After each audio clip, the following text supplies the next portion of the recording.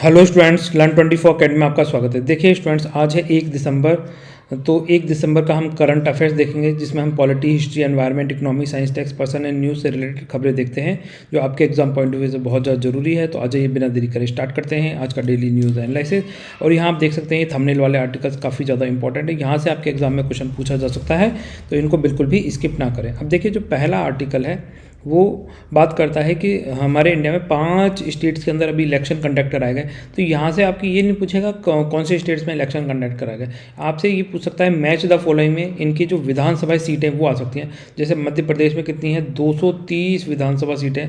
अगर हम राजस्थान में बात करें तो राजस्थान में कितनी विधानसभा सीटें हैं, 200 सीटें हैं, जिसमें से 199 सीट पर इलेक्शन हुआ और एक सीट पर इलेक्शन इसलिए नहीं हो पाया क्योंकि कांग्रेस के जो कैंडिडेट थे उनकी डेथ हो गई थी। ठीक है। और छत्तीसगढ़ में कितनी है, 90 सीटें हैं, ये थोड़ा ध्यान रख सकते हैं। तेलंगाना में कितनी है, 120 सीटें हैं, जिसके अंदर से क्या है 119 सीट तो इलेक्टेड हैं और एक सीट क्या है एंग्लो इंडियंस के लिए रिजर्व है, ये थोड़ा सा ध्यान रख सकते हैं। मिजोरम में कितनी है, टोटल 40 सीटें हैं, तो ये थोड़ा सा ध्यान रखना, यहाँ से क्वेश्चन पूछे जा सकते हैं।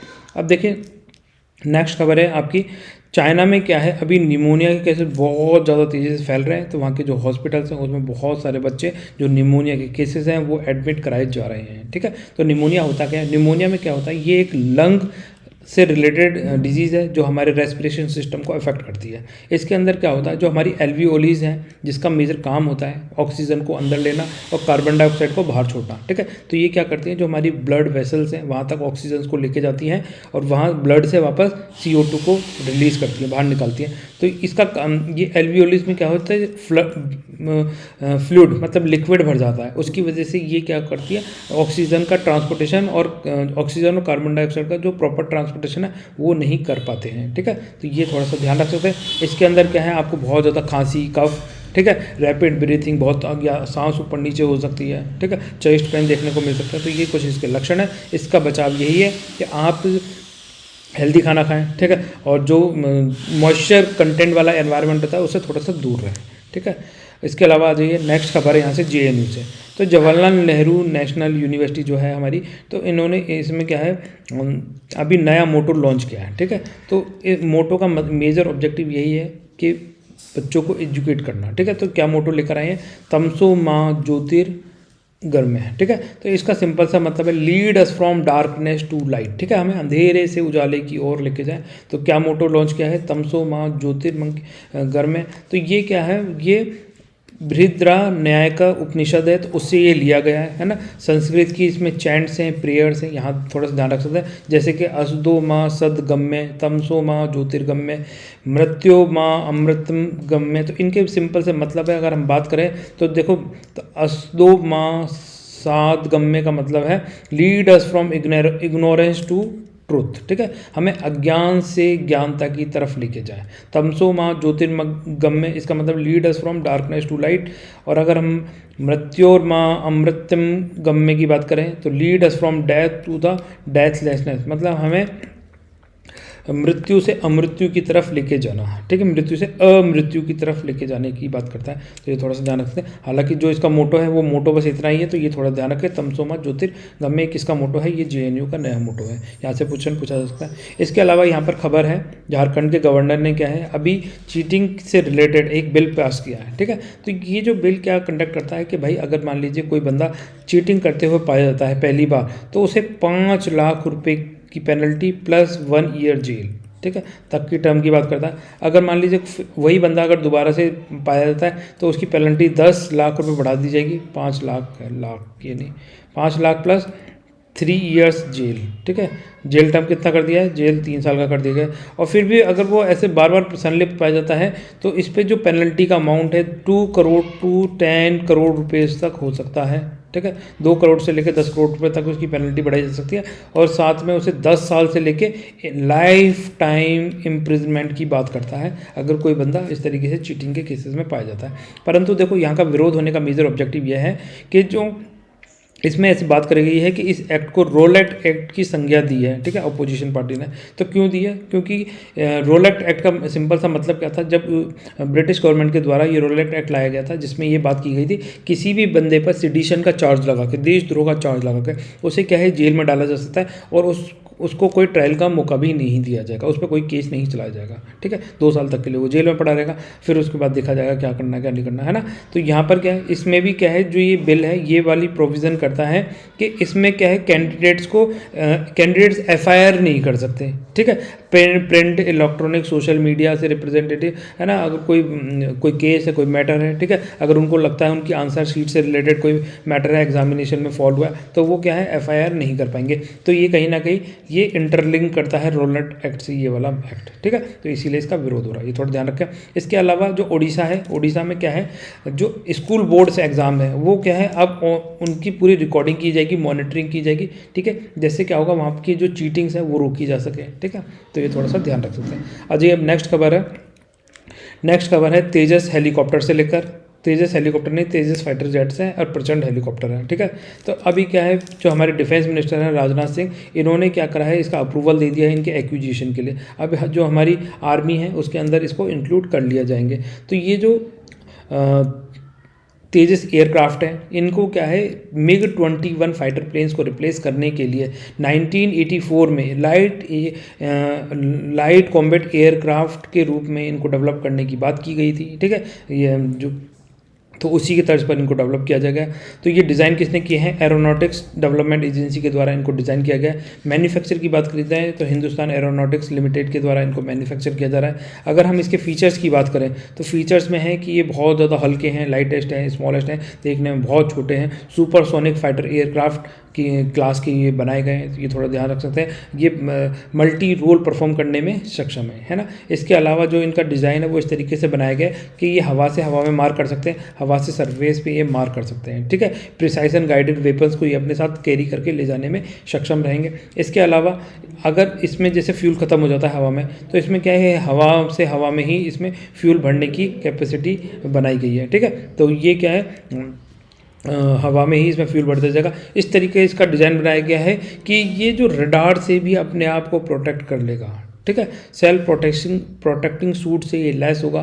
तो इस तरीके से इसको डेवलप किया गया है, जो बहुत ज़्यादा कैपेसिटी रखता है कि भाई दुश्मन की जो गाइडेड मिसाइल्स हैं उनसे ये बच जाएगा, ठीक है। और इसके साथ साथ ये मैक्सिमम पेलोड ले जा सकता है 4000 किलोग्राम के, मैक्सिमम स्पीड 1.8 मैक की हो सकती है, और इसकी रेंज 3000 किलोमीटर है। एक बार उड़ान भरेगा 3000 किलोमीटर तक ये उड़ सकता है। इसमें काफ़ी सारे वेरिएंट हैं, जैसे तेजस ट्रेनर, ठीक है। तेजस क्या है, ट्रेनिंग करने के लिए बनाया गया है, जो ट्रेनिंग देगा जो हमारे पायलट्स हैं उनको। इसके अलावा लाइट कॉम्बैट एयरक्राफ्ट नेवी के लिए बनाए गए हैं, जिसे ट्विन एंड सिंगल सीट के साथ में इसको डेवलप किया जा रहा है। फिर लाइट कॉम्बैट एयरक्राफ्ट के रूप में तेजस नेवी MK2 बनाए गए हैं, जो LAC नेवी का ही अपग्रेडेड रूप है, उसको थोड़ा सा और ज़्यादा हाई वेरिएंट बनाया गया है। फिर इसमें LAC MK2 है, जो बहुत ज़्यादा एडवांस है, जिसमें जनरल इलेक्ट्रिक GE141 इंजन इसमें लगाया गया है, ठीक है, जो कि रिप्लेस कर देगा जगुआर MiG-29 जैसे फाइटर प्लेन्स को, ठीक है। ये थोड़ा सा ध्यान रख सकते हैं। आ जाइए नेक्स्ट चलते हैं।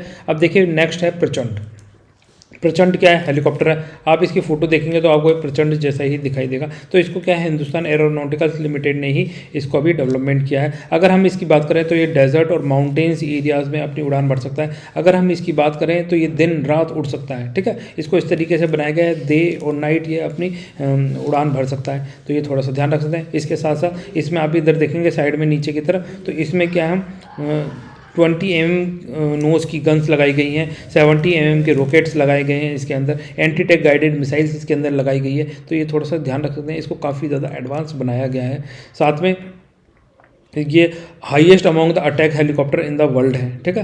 तो अगर जैसे कोई हेलीकॉप्टर है दुनिया भर में, तो उसमें एक अपनी ये पहचान अलग ही रखता है। तो थोड़ा सा ध्यान रख सकते हैं। ये 5000 मीटर एल्टीट्यूड तक ये उड़ान भर सकता है, ठीक है। तो और वो अपने साथ साथ बहुत ज़्यादा लीथल वेपन्स, हैवी वेपन्स को भी ये कैरी करके ले जा सकता है। तो थोड़ा सा ये ध्यान रखें। अब जो देखिए नेक्स्ट खबर है इलेक्शन, ठीक है। साइमल्टेनियस इलेक्शन से बात करता है। तो साइमल्टेनियस इलेक्शन क्या होता है, जैसे हमारे लेजिस्लेटिव असेंबली जैसे विधानसभा के जो इलेक्शन है, साथ में जो हमारे पार्लियामेंट जो लोकसभा के इलेक्शन होते हैं, ठीक है, लोकसभा के इलेक्शन, तो इनको क्या है साथ साथ ही कराया जाए। जैसे 28 स्टेट्स हैं प्लस लोकसभा, ये 29 स्टेट्स एक ही साथ कराए जाए, तो ये कराए जा सकते हैं। हाँ बिल्कुल कराए जा सकते हैं। बस क्या ज़रूरत होगी, मैन पावर की ज़रूरत होगी, और जो हमारी वोटिंग मशीन्स हैं उनको थोड़ा एडवांस और मैन्युफैक्चरिंग करने की ज़रूरत होगी। तो मैन पावर की कोई कमी नहीं है, ठीक है, बस मैनेज करने की ज़रूरत है। और ये सारे जो इलेक्शन है वो एक साथ ही कराए जा सकते हैं, जिससे बहुत ज़्यादा समय और पैसे की बर्बादी होने से रोकी जा सकती है, ठीक है।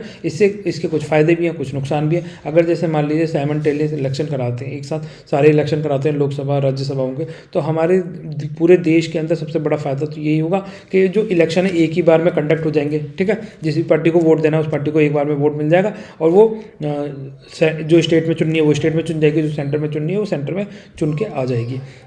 और परंतु इसका नुकसान क्या है? इसका नुकसान सिंपल सा ये है, अगर जैसे मान लीजिए स्टेट में किसी ने कोई गलत पार्टी चुन ली, मतलब ऐसा होता नहीं है गलत पार्टी, पर अपना जो मत है, आपने देखा होगा कि स्टेट में ज़्यादा उसी पार्टी को, सेम पार्टी को जब लोकसभा के चुनाव हो रहे हैं तो बहुत ज़्यादा मत मिलते हैं, और जब स्टेट के इलेक्शन हो रहे हैं तो बहुत कम वोट मिलते हैं। तो ये जो डिफ्रेंशिएट है ये आसानी से कर सकते हैं, ठीक है, अगर अलग अलग इलेक्शन होते हैं और साइमल्टेनियस इलेक्शन होंगे तो लोग बाग ये डिफ्रेंशिएट करना भूल जाएंगे कि भाई हम किसको वोट दे रहे हैं, लोकसभा वाला कौन सी पीठी और राज्य जो स्टेट इलेक्शन जो विधानसभा वाली कौन सी पीटी है, तो उसमें कंफ्यूज हो जाएंगे और उल्टे सीधे वोट भी दे सकते हैं। तो ये थोड़ा सा ध्यान रखते हैं। हालांकि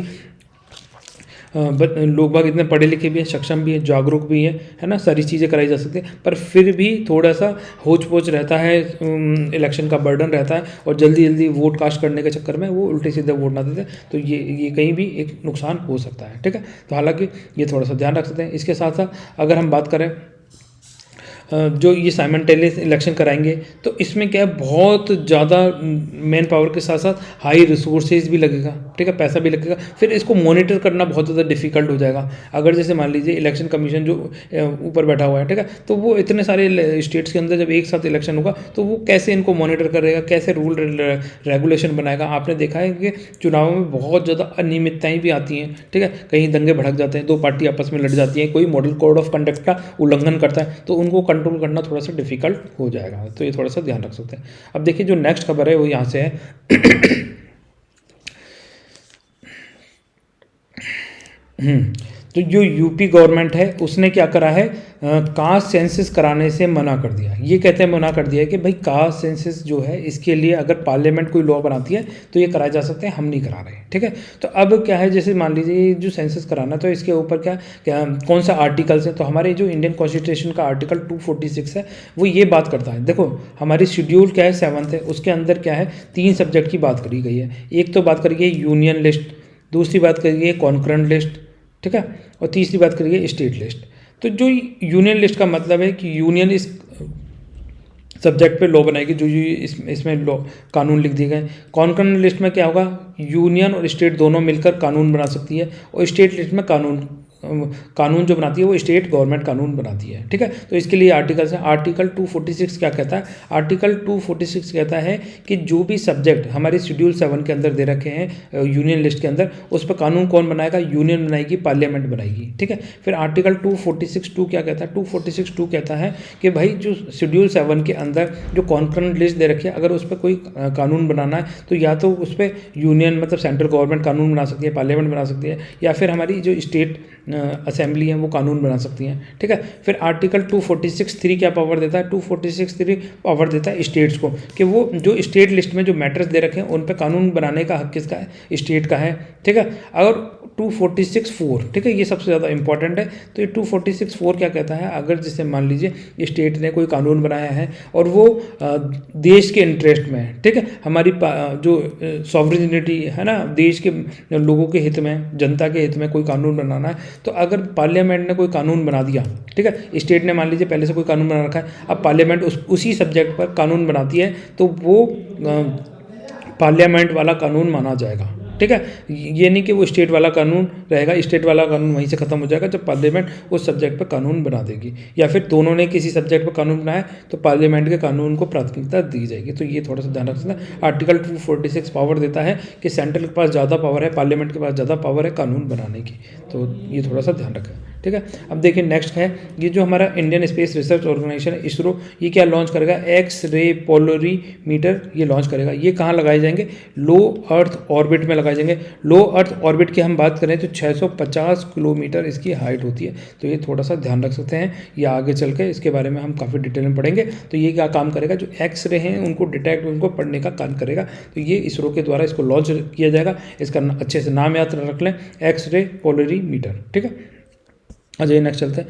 अब देखिए नेक्स्ट खबर है कंबोडिया से, ठीक है। तो कंबोडिया के जो प्राइम मिनिस्टर हैं हुइन मैनेट, ठीक है। तो इन्होंने क्या करा है, जो ये मेकोंग रिवर है, मेकोंग गंगा रिवर के नाम से जानी जाती है ये, तो ये चाइना से ओरिजिनेट होकर आती है, फिर लाओस में बहते हुए ये थाईलैंड और लाओस के बीच में बॉर्डर शेयर करते हुए कंबोडिया में एंटर कर जाती है, और बाद में कंबोडिया से ये वियतनाम होते हुए नीचे साउथ चाइना सी में मर्ज हो जाती है। तो ये जो मेकोंग गंगा रिवर है ये कंबोडिया में जो बहेगी, यहाँ पर क्या है, पहले इन्होंने प्रपोज किया था कि हम एक डैम बनाएंगे, क्या बनाएंगे, डैम। तो अभी इन्होंने मना कर दिया है इकोनॉमिक कंसर्न्स को देखते हुए। अगर इस तरीके का डैम बनाते हैं तो एनवायरमेंट इकोलॉजी को बहुत ज़्यादा हार्म होगा, तो इसलिए ये डैम नहीं बना रहे हैं। तो ये थोड़ा सा ध्यान रखते हैं। इसकी लोकेशन कई बार ये पूछी जाती है, क्या मेकोंग रिवर का पानी म्यांमार में जाता है, तो बताइए कमेंट सेक्शन में लिख के बताइए, क्या मेकोंग रिवर म्यांमार में होते हुए आती है या नहीं, ठीक है। कमेंट सेक्शन में लिखें, इसका आंसर देखते हैं आपको कितना आ रहा है।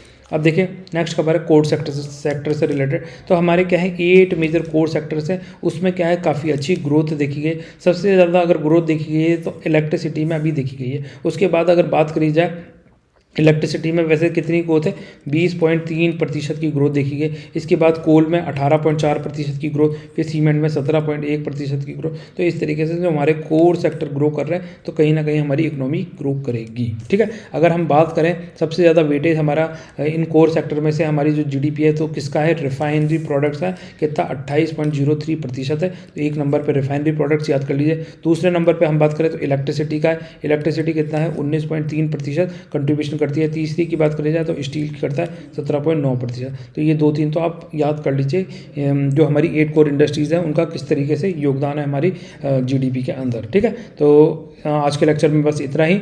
तो जाते जाते कर लेते हैं एक होमवर्क का क्वेश्चन, बताइए आर्टिकल 76, ठीक है, बहुत ज़्यादा इंपॉर्टेंट आर्टिकल है, कई बार पूछा जाता है। तो इसके बारे में कमेंट सेक्शन में लिखें, आर्टिकल 76 किस चीज़ से डील करता है। देखो ये मैं क्वेश्चन आपको इसलिए देता हूँ जिससे क्या हो आपकी तैयारी और ज़्यादा एनहेंस हो सके। जब आप इस आर्टिकल खुद से देखेंगे, खुद से थोड़े 2-3 पॉइंट पढ़ेंगे और फिर यहाँ का कमेंट सेक्शन में लिखेंगे तो उससे आपकी स्किल्स इंप्रूव होती हैं, ठीक है। तो ये थोड़ा सी मेहनत कर लीजिए तो आपको इसका वेटेज मिल जाएगा। तो फिर स्टूडेंट मिलते हैं नेक्स्ट लेक्चर में, तब तक के लिए बाय। आप सब लोग खुश रहें, अपना ध्यान रखें, ठीक है। अगर आपको वीडियो पसंद आता है तो वीडियो को लाइक कर दीजिए, चैनल को सब्सक्राइब कर लीजिए, और आपकी कोई क्वेरीज है, कोई सजेशन है तो उसके बारे में आप कमेंट सेक्शन में लिख सकते हैं। तो फिर स्टूडेंट मिलते हैं नेक्स्ट लेक्चर में, तब तक के लिए बाय। आप सब लोग खुश रहें, अपना ध्यान रखें।